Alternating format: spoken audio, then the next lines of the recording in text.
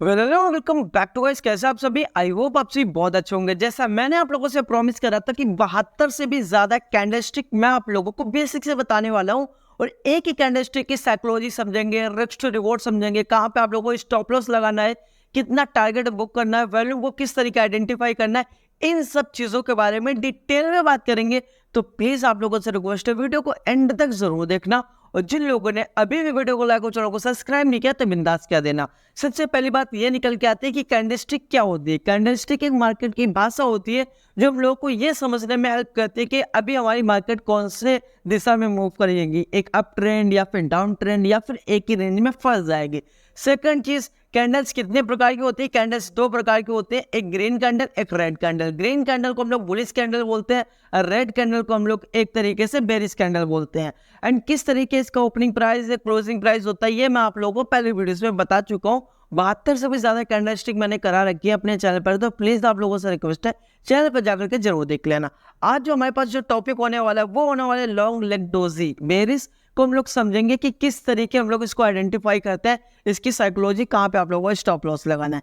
तो हम लोग कहीं पर टॉप पे ऐसे देखने के लिए मिलेगी इस एरिया पे, और किस तरीके काम करेगी बहुत अच्छे से इसमें, क्योंकि अगर आप लोग इंट्राडे ट्रेड करते हो किसी भी इंडेक्स के अंदर तो वहां पे आप लोगों को एक्यूरेसी ज्यादा मिल जाएगी। और कभी कभी हम लोग को ये देखने के लिए मिलेगा कि इसकी जो विक्स है वो लगभग इसमें 40%, तो किसी किसी में 60%, या किसी किसी में 60%, तो कभी कभी हम लोगों को 40%। और इसके कलर का कोई भी इतना खास इंपॉर्टेंस नहीं होता, क्योंकि इसका ओपनिंग प्राइस और क्लोजिंग प्राइस लगभग सेम होता है। जो इसकी विक्स होती है वो लगभग 3x के अराउंड होती है एज कम्पेयर टू बॉडी। इसकी 1x होगी तो इसके हम लोग को 3x ऐसे देखने के लिए मिलेगी।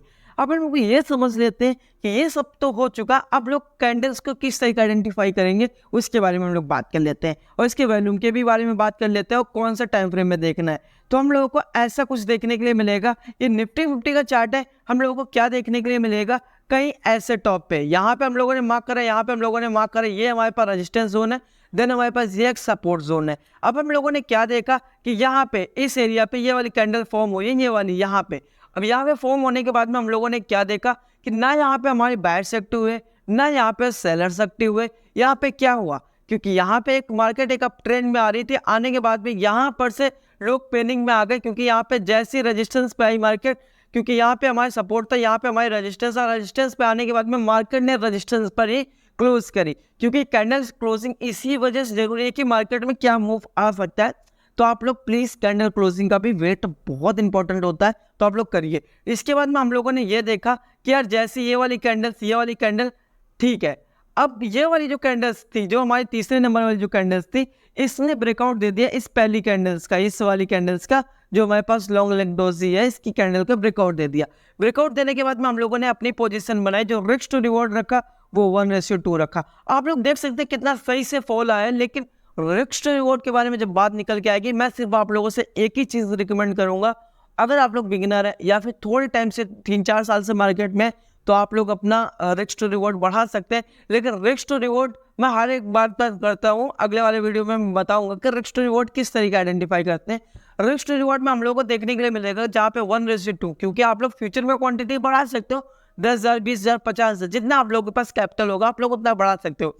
लेकिन आप लोगों के पास जो रिस्क होगा वो 1 रुपये होगा, और जो प्रॉफिट होगा 2 रुपये होगा, तो आप लोगों के पास कैपेबिलिटीज ज़्यादा रहेंगी, चांसेस ज़्यादा रहेंगे। तो आप लोग इसको समझ चुके हैं कि किस तरीके ये सही से फॉर्म करेगी। और आप लोग इसको भी देख सकते हैं, ये 4 घंटे का चार्ट है। 4 घंटे का चार्ट में हम लोगों ने यहाँ पे मार्क करा। यहाँ पे मार्क करने के बाद में क्या देखा कि यहाँ पे सपोर्ट पे हमारी कैंडल्स बनी है, एंड इसके नीचे ये अब रेजिस्टेंस का काम करेगा। यहाँ पे कहीं पे हम लोगों को सपोर्ट ऐसा देखने के लिए मिलेगा, तो हम लोगों ने रेजिस्टेंस पे कहीं टॉप पे ऐसा देखने के लिए मिली, और मिलने के बाद में हम लोगों ने अपना टारगेट 1:2 कर रखा। रखने के बाद में अब हम लोगों ने क्या देखा कि यहाँ से सेलर्स लोग पूरी तरीके से मार्केट गिरा रहे, और 4 घंटे में अब यहाँ पे हम लोगों ने देखा कि एक जो कैंडल्स थी वो लगभग 4-4 हावर्स की एक कैंडल है, और इसके बाद 1 2 3 4 5 6 7 8 9 10 12 कैंडल का यहाँ पे कंसोलिडेट हुआ। देन इसके बाद हम लोगों को एक अच्छी ब्रेकिंग यहाँ पे देखने के लिए मिली, और इसके बाद में हम लोगों ने इस कैंडल्स को मार्क करा। जैसे ही इसका ब्रेकआउट आया, हम लोगों ने अपनी पोजीशन बनाए। फिर से मैं बोलूँगा, रिस्क टू रिवॉर्ड 1:2।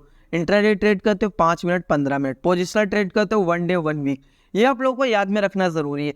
अब इसको हम लोग ये देखेंगे कि इसकी किस तरीके वैल्यू काम करते हैं।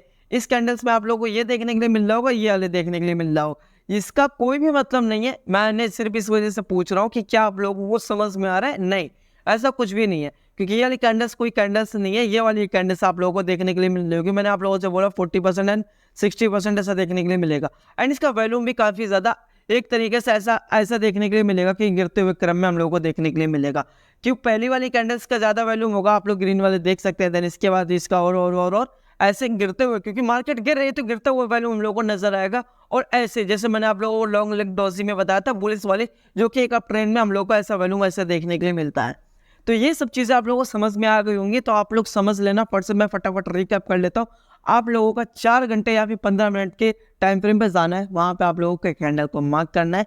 कहाँ पे बनेगी? सपोर्ट पे। सपोर्ट पे क्या रीजन रहेगा? वहाँ पे आप लोगों का स्टॉप लॉस होगा, बहुत ही ज़्यादा छोटा हो जाएगा, 10 पॉइंट का हो जाएगा। इंट्राडे अगर आप लोग ट्रेड करते हो तो 5 पॉइंट 6 पॉइंट का, पोजिशनल ट्रेड करते हो 10-12 पॉइंट का ऐसा बनेगा जाकर के।